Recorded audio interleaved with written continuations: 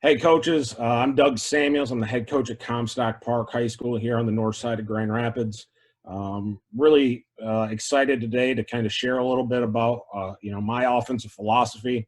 This is going into my first year at Comstock Park. The past 2 years I spent at Ravana High School, and kind of help them return to their proud tradition of football that was there long before me and will be there long after me.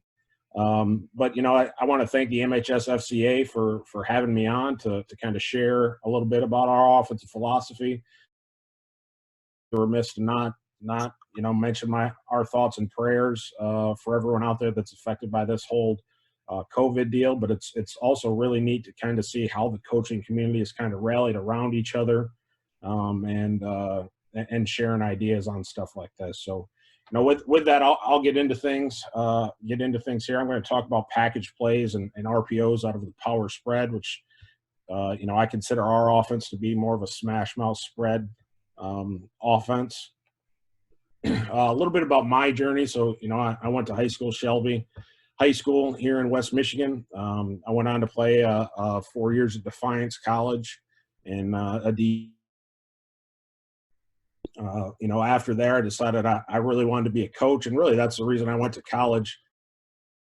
To play football. I was never, an all-American type player or all-state, but I knew it would put me in the best position possible to be a high school head football coach. It was really what I had in mind. I wanted to play ball wherever I could. As much football from the best coach. Defiance. They were 1-9 my first year, and then had a huge turnaround to 6-4 my sophomore year, and learned from a bunch of really good coaches. So, after my playing career there, I got bit by the coaching bug. I decided I wanted to be a college coach. So I took the college path at North Park University on the north side of Chicago first in the tough CCIW. And then after a year there, opted not to renew my contract and find something else. I coached tackles and tight ends there, and then got to coach quarterbacks, wide receivers, and eventually running backs at Rockford College, now Rockford University in Northern Illinois. Did that for a year, and then decided I wanted to get back to West Michigan. I coached some high school ball at Holton High School, and then took a year off, moved to Chicago, worked for a recruiting agency. And then coached at my alma mater, Shelby, who had at that point really turned things around, made a couple playoff appearances. And then in my 2 years there, we had two of the best seasons in school history, won conference titles, back-to-back trips to the semifinals, and really had a special year there. From there, I met my wife, and moved on to coach at Forest Hills Northern under Ryan Oshnock, who, I one of the best X's and O's guys I've ever been around, hands down. And I grabbed tight to his coattails, man, and rode those things for as long as I could to learn as much ball as I could. So 2 years at Northern with him, and then 2 years at West Ottawa, where we turned the program around from 2-7 to I think we went 10-2 that second year and had the best season in school history. Made it the furthest West Ottawa ever had in the playoffs, won the OK Red, which is, obviously one of the toughest leagues in Michigan. And then from there, I got my opportunity to be a head coach for the first time in the league that I grew up in and played in, at Ravana. And, there we switched from being a power I offense, which I had been for the past 30 years, and implemented this power spread attack. So, I was there for 2 years. I really enjoyed my time there. Loved the community. It's a one-town team type place that loves their football, and had a really good opportunity here at Comstock Park, where my vision and the vision of the administration really match up. So that's a little bit about my journey at Ravana. Enrollment's just under 350. So second smallest school in that league, with Oak Ridge and Montague, being kind of some of the top dogs. Whitehall's also a huge school in that league. But, Ravana's had great tradition over the years with 4 state titles. Legendary head coaches like Dusty Fairfield, David Smith did a really nice job before I got there. And that's really what attracted me to Ravana was that tradition and kind of the foundation that those guys, along with Scott McFerrin, had built over the years. And it was an opportunity, nostalgic, for me to return to the league that I played in and coached in for a little while there. You know, Ravana being one of the small schools in the league, haven't won a lot of conference titles, but in that conference, if you come out of there with, you know, 6 wins under the old playoff system, you know, it's really an iron sharpens iron league where you can make a push in the playoffs. So, and that's the community expectations is, you know, we're not expecting conference titles, but when playoff time comes, man, you better make a run. My commute from where I live when I took that job was 40 minutes. I live on the south side of Grand Rapids. It took a little convincing for me to take that job. And you know, I think she was 8 months pregnant at the time or 6 months pregnant at the time. So taking that job was, you know, took a little bit of convincing. I saw that commute though as an advantage, where a lot of people would see it as a disadvantage. It allowed me to really dig into podcasts, and learn, and grow as a coach, you know, make phone calls to other coaches across the country or the state.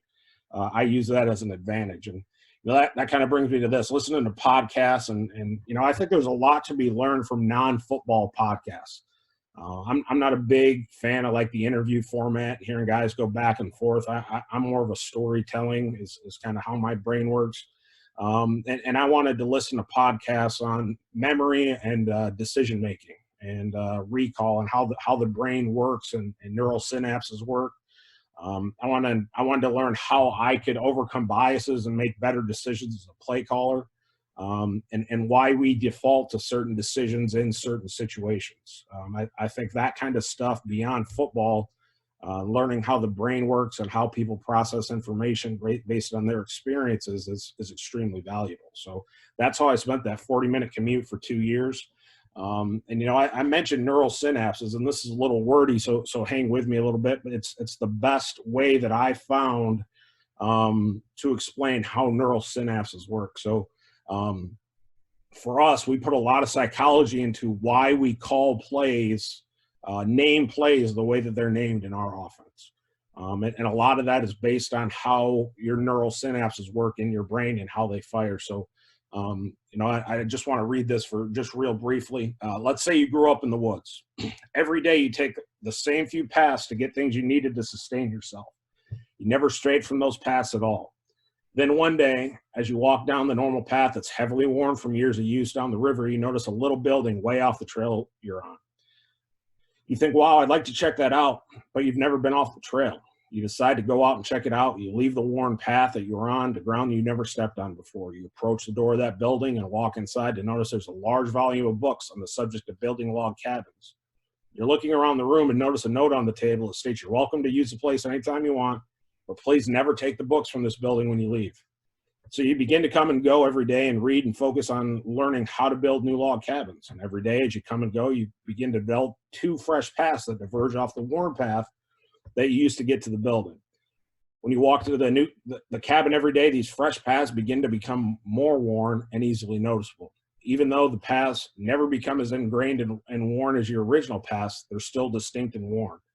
This is similar to how neuroplasticity occurs in our brains as we learn something new. The more we repeat something and use that portion of the brain in a focused way, new neural pathways might develop in your brain. Okay, so that's really how I say all that and share that to share how we kind of structured our plays. Okay, and this bucket system is something that Ryan Day talked about a couple of years ago that really struck a chord with me. You know, we don't add anything to our run game and or our pass game unless they fit into one of these buckets. So we're not going to change the front, but we might change how things look on the back end or our delivery system to get the ball to the perimeter, which I'll talk about here in a second. But all of our run plays fit in the power bucket, counter meaning GY, and then GT, those counters, and buck sweep. So those are our 4 plays, and really for these 3, the front side rules don't change for us. Okay, the front side of the play rules don't change for us. Buck sweep, it changes. So really, you're essentially carrying 2 plays on the front side. Okay, and so everything we do fits into these buckets, and that allows us, and how we build the verbiage off of that has allowed us to be really, or seem really multiple when we're really very, very simple up front. Okay, so the way we work our play call structure is all of our runs are named after cities. So, you know, our power play is called Pittsburgh. Our counter is called, our GY counter is called Chicago. GT is Cleveland. And then Baltimore buck sweep is Baltimore. So everything's named after a city, and that way we're able to build off of that. Okay. So for example, if we wanted to run our power run scheme but add a pitch element to get the ball to the perimeter, we would name that after a major league mascot. So the major league mascot in Pittsburgh is the Pirates. So we would call that play Pirate if we're changing the delivery system to get the ball to the edge, but we're still running Pitt up front. It's Pittsburgh. Okay. If we wanted a swing element on the read instead of the pitch, longer word for a related mascot. So in that instance, it would be Buccaneer. Buccaneer and Pirate are very similar.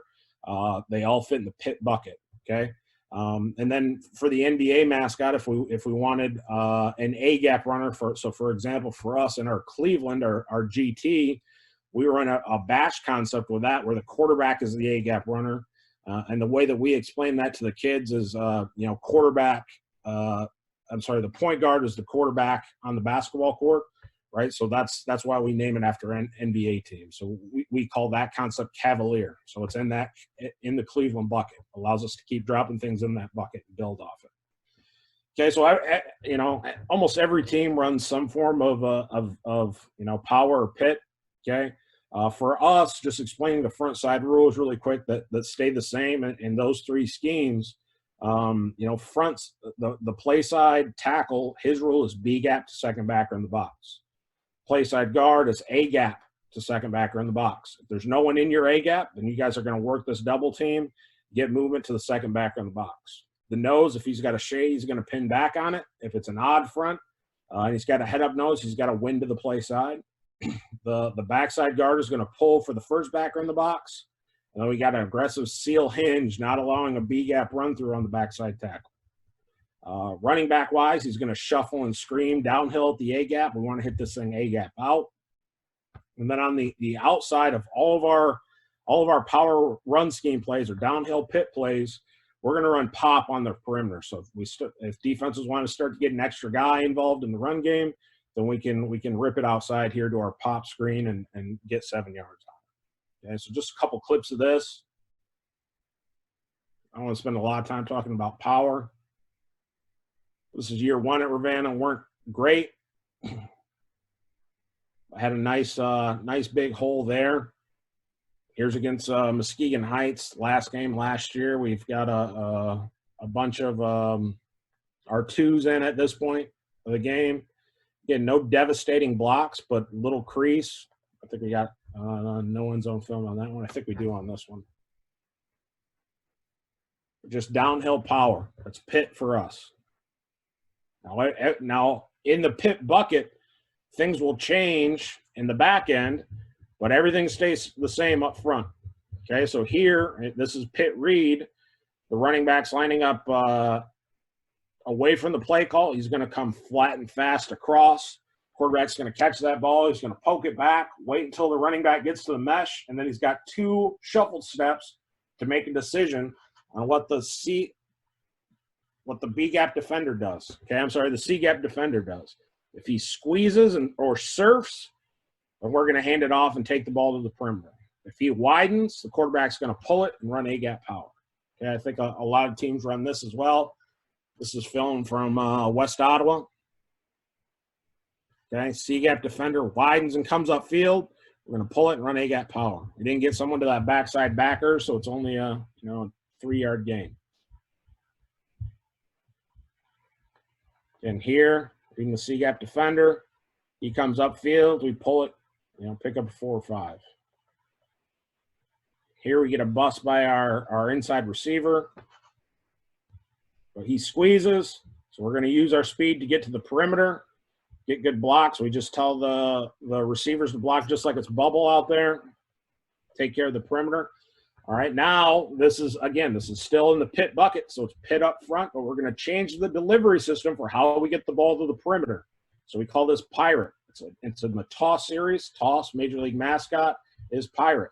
Okay, in Pittsburgh is Pirate. So now we're going to pitch the ball to the perimeter. The quarterback's got one shuffle now to make that decision. Read the C-gap defender. Same thing. If he squeezes, we're going to pitch it. If he widens, we're going to pull and run A-gap power. Okay, so nothing changes for anyone else other than a little tweak for the quarterback. And, you know, we had to play with this pitch for a while. You know, we went back and forth whether we wanted it to be like an option or a chest pass. But the more we worked the underhand pitch, the better it worked for us. Nice, easy pitch to the perimeter and just let speed do its work. One shuffle step. Again, nothing changes up front for these guys. They're still running pit. But the window dressing changes. Okay, here we're going to run out of 11 personnel.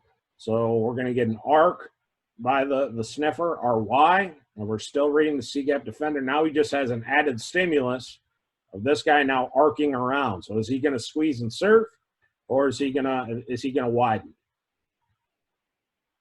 He goes upfield, nice easy pull for the quarterback.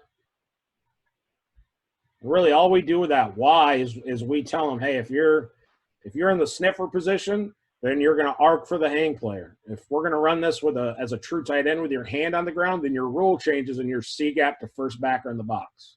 Simple rules for him. Here we change the formation-wise and getting a quads bunch set.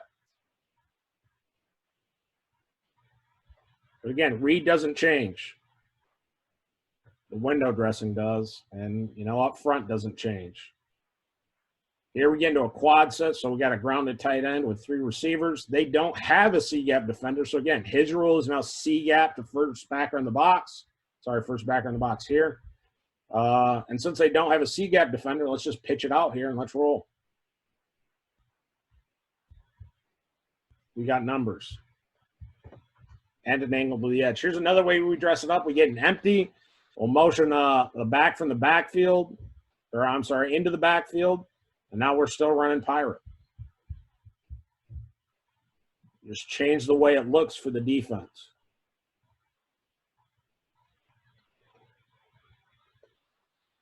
Hey, the coaching point here, and it's important that this pitch is forward. Okay, so it's a no-risk play if that ball hits the ground or, you know, you got a running back with butterfingers. Whereas if he pitches it behind, that's going to be a fumble. So he's got to stay flat and fast and push forward to get to the perimeter. All right, so Buccaneer would be the swing pass, and we tell the F to widen out almost wider than the tackle. Okay, so we really put some stress horizontally on defenses with this read. Again, still pit up front, just changing the delivery system. The quarterback will now take one shuffle. If this guy squeezes, now he's got to flip his hips like a baseball player and deliver a catchable ball out here. It's a lot easier for right-handed quarterbacks to run this to the left. It's a nice, easy pitch and catch. To the right, it looks ugly for a while until you get the hang of it. Here it is to the left, nice and easy. Think about it, you know, the running back would typically be right about here if he's coming across. Now he's got an extra 5 steps really to stress the defense horizontally. Another Buccaneer going to the boundary here.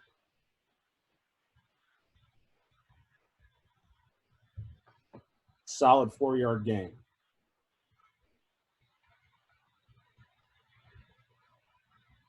Hey, now here, and I didn't draw this up, but here's our Chicago series. Okay, so we're going to have all the rules on the front side stay the same. The guard is going to pull, and he's going to kick out the C-gap defender now. And the sniffer, our Y, is going to pull up and wrap for that first backer in the box. Okay, still got an aggressive seal hinged by this backside tackle. You know, we tweaked the running backs footwork when I got to Ravana, so we always started in the same position, but our footwork changed. West Ottawa, you know, we would vary the alignments all over the place. So the running back is supposed to take a kick step, almost like an old lineman. That really helps to get his shoulders squared to the opposite A-gap and helps us keep this tight instead of wanting to bounce it.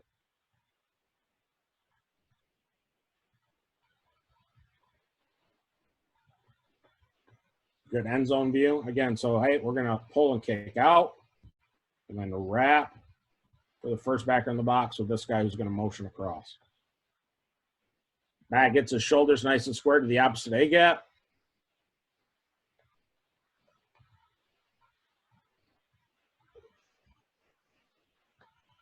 Now here, you know, we tell these guys that are pulling, hey, if that guy's flying upfield, then don't block him. We'll come underneath him, and that's kind of what he does here. He's just going to go look for work. Does a nice job.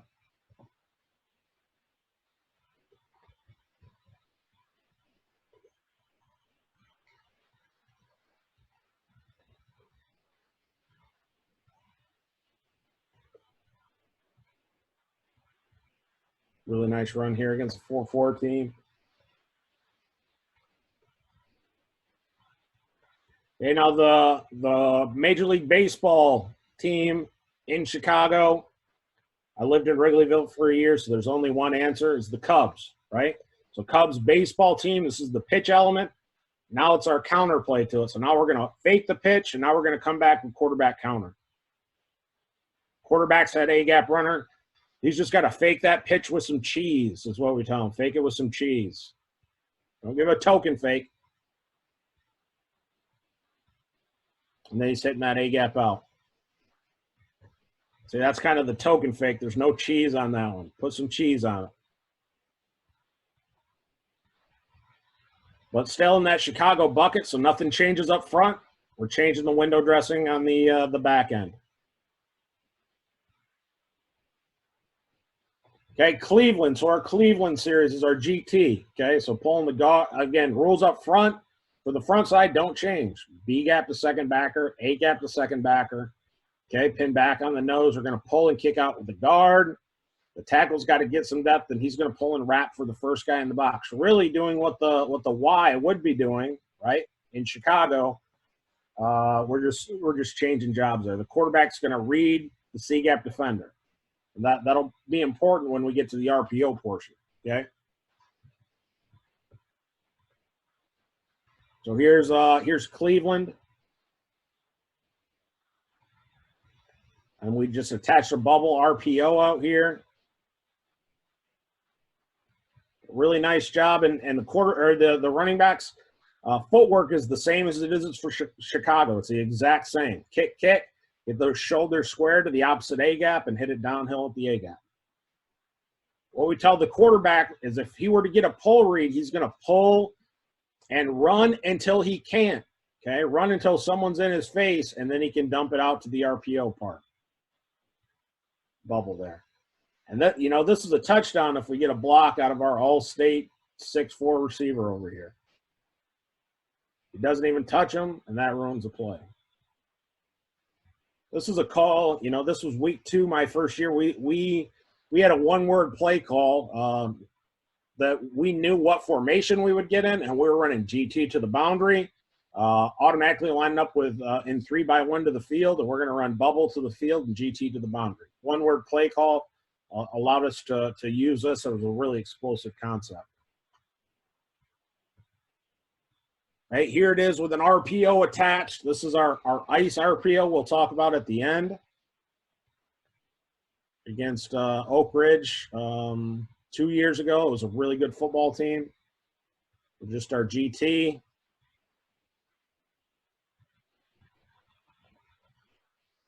Okay, so now, so this is our bash concept. So the back away in bash. Okay, so we're still going to run GT, but now we're going to bring the back across, and the quarterback is going to be the A-gap runner. Okay, so this is Cavalier. Let me make sure that my my clip matches up here. Okay. Okay, so this is Cavalier off our Cleveland series. So the running back's going to come across just like he does in power reads, staying flat and fast. Okay, everything stays the same up front. We're, again, just changing the window dressing. Quarterback is the primary A-gap runner now.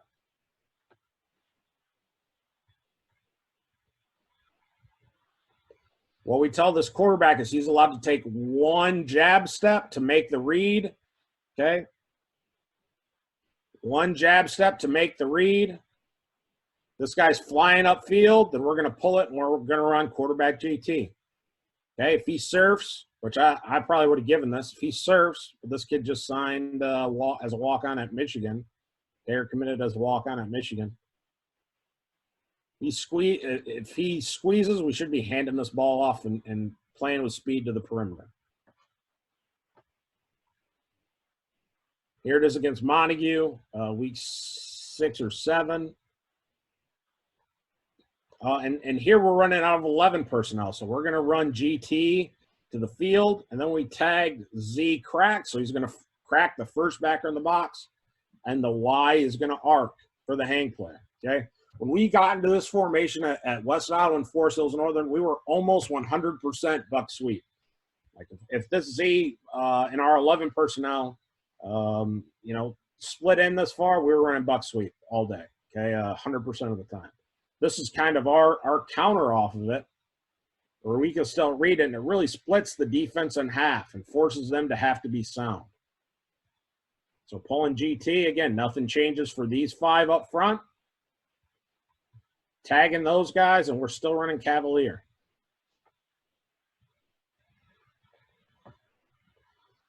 Okay, here's, yeah, we just went over that one. Hey, here's how we dress it up out of empty. So we're in, you know, a two tight end set, trips here, and then we emptied the backfield with the F. So we're going to send him in motion. We're going to run GT, and our read stays the same. Everything stays the same for the guys up front. And we tagged it with these guys, so the Y should crack. This guy's going to arc. Is how it should work, okay? But now we're adding a different stimulus with the jet motion, bad snap. Quarterbacks just makes the most out of it. It's a nice game, but different formation, motion, adding to it, and it's the same look, okay? Here it is again, so we're going to run Cavalier. We got the Z crack, so he should crack against the odd, this guy. And we're going to arc for the hang player. Read the B-gap defender here. B-gap defender. He's screaming outfield. Let's hand it off and get out and around and use speed. Okay? I touched on jet here in Cavalier, but this is out of empty. This is really almost the only way we ran it at West Ottawa and Forest Hills Northern and had great success with it. You know, at Ravana, we were able to add a couple different formations to it and tags to be really successful. So GT up front, quarterback's got that one jab step to read it. He plays flat-footed. Let's pull it and let's run quarterback A gap. Opposite.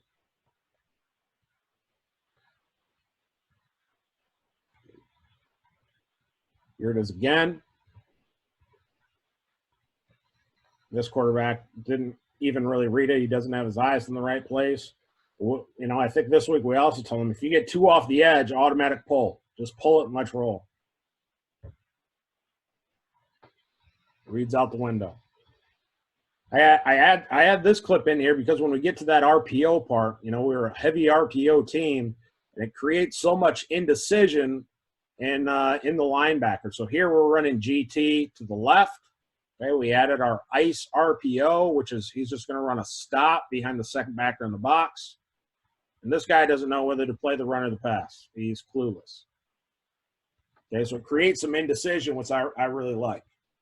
Okay, Cavalier, we've been over this a few times now.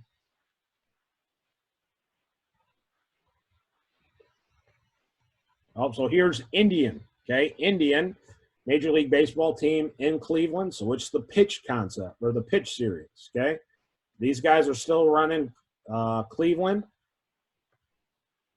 And now we got the pitch to the running back to change the delivery system to get the ball to the perimeter. Receiver's just blocking like bubble. Great way to get the ball to the perimeter. There it is drawn up. Read doesn't change. Nothing changes up front. Again, just changing the stuff on the back end. It's another good look at Indian. Again, you want that pitch to be forward. So again, you know, quarterback's reading the B-gap defender here. But if we get 2 guys that we can't block, that's got to be an automatic pull. So he gives a little token fake and then can run for days.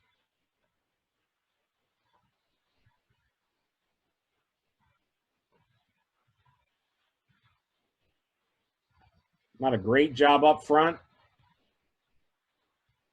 but enough to get a little bit of wiggle room.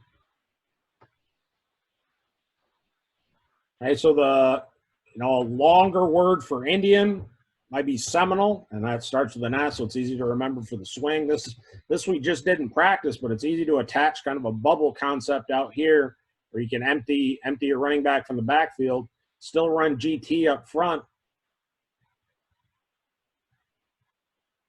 He's flying upfield. Let's get to the ball of the perimeter. Okay, there it is, drawn up.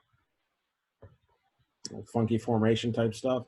Baltimore's our one rule breaker. All right, so as far as front side rules, okay, this is really just pin and pull. So we want to pin.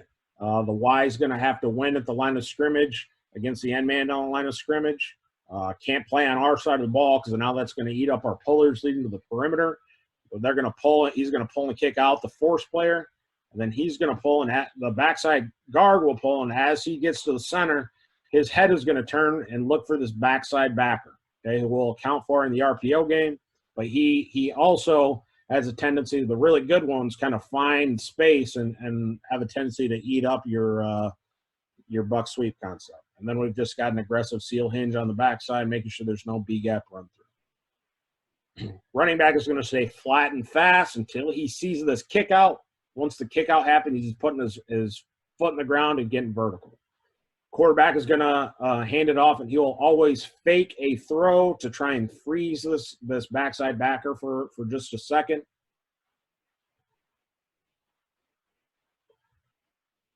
And we always have to have a crack. So he's going to split. Cheetah split in. He's going to crack in the box.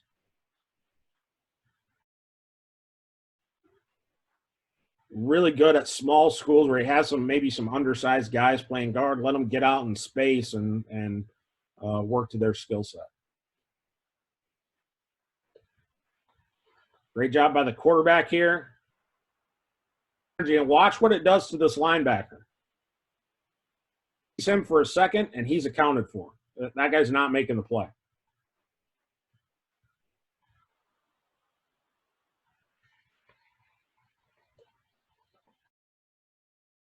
From the twin side, so now we have the X. The X is going to crack the first backer in the box, line of scrimmage, and then we're pulling with a whole bunch of space to the perimeter.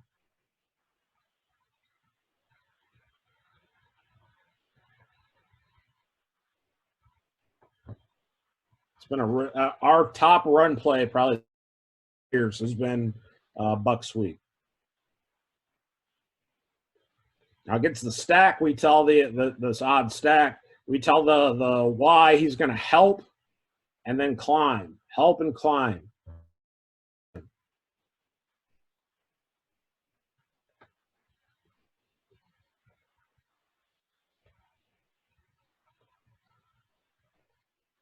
Hey, so talking some of our RPO stuff. So we have two main RPOs.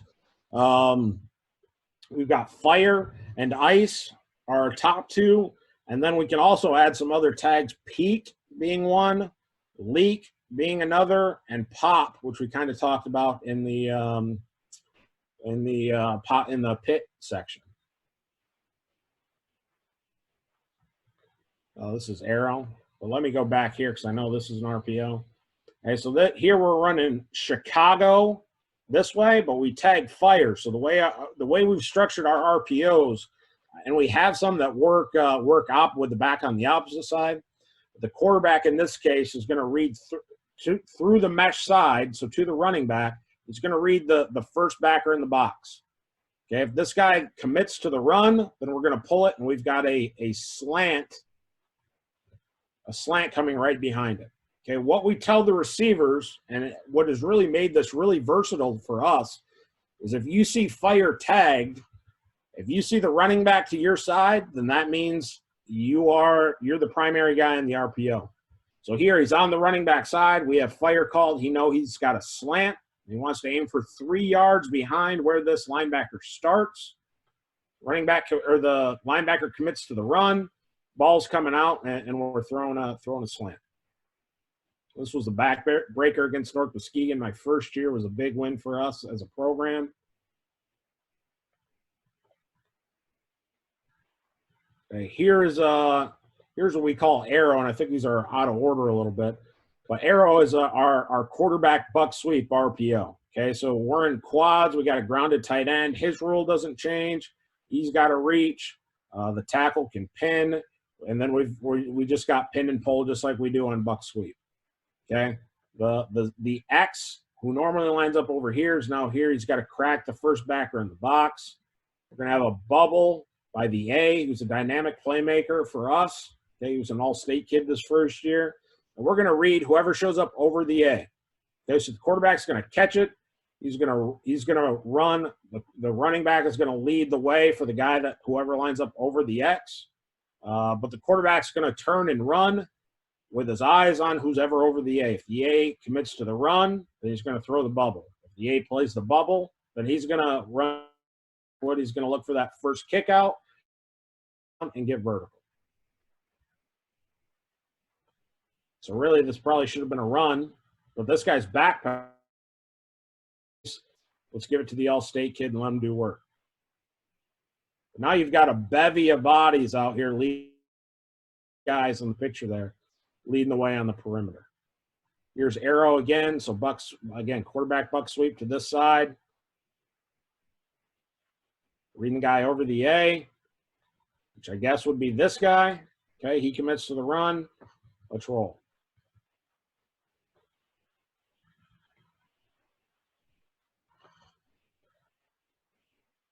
So this is pop. So we put formation to the boundary. We want to see how they would react. We're going to run GT to the field. Quarterback pulls it. Now he wants to be a run threat until he can't. We tag the A on the pop here. We've got great angles here, okay? The Y, who's our tight end, really. Nice seal off there. We get a block here. Guy that can make the play. These guys have to play the run.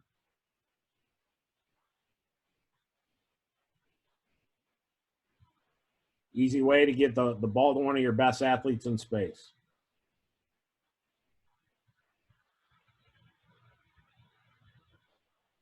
Hey, here is peak. So we type Y peak, and really probably 90% of the time that we run GT, we're running some RPO. Okay, we're running some RPO. So here's peak, where we just tell the Y, kind of arc release and work your way behind the first linebacker in the box, which here, he's way over here, so he can just work vertical. Now the key to this, because you're not sound in the pass game here, okay? If you're playing a team that's really running full tilt upfield all the time, trap's probably a better play for you. But if you're playing a well-coached team that's very disciplined, that's going to, sit and squeeze or surf, and this is great because you really don't have to block him because he's not really a threat to hit your quarterback in the mouth. So, again, it's not a great call for, the first play of a game when everyone's adrenaline's really high and they're going to fire off the ball and want to tear someone's face off. So you need to set it up a little bit as a play call.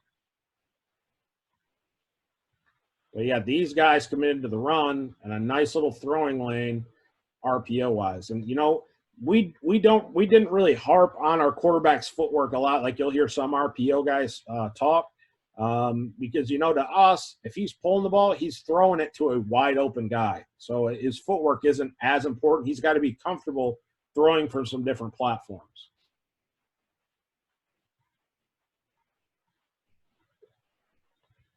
Here we have this is shoot.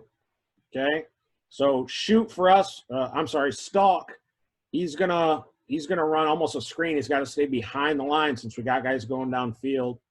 He knows he's got a block. Okay, so that shoot for us. Leak, which I'm not sure if I have a clip of. Leak means he's coming behind the lineman. He's going to leak to the other side. Okay, so this is shoot. Look what they do with the linebacker. Like they've got a linebacker tied to him. So now you're one short in the run game if that's what you're going to do. Quarterback feels like he's got to pull it, so he pulls and runs until he can't anymore, and then we're out-leveraged him with a 6'5", 220-pound kid that's going to go play D2 football at Saginaw Valley. let's get it to him and let's see what he can do. And he makes us look really good, really smart.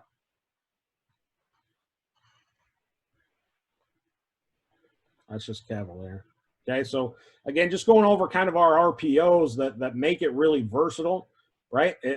We tell whenever we have fire or ice tagged, that speaks to the receivers on the running back side, so on that mesh side. So you can see some different examples here. If we wanted to run, Chicago, okay, he's here. Chicago with fire called means the receiver to that side is going to run it. Okay, if we run, Cleveland,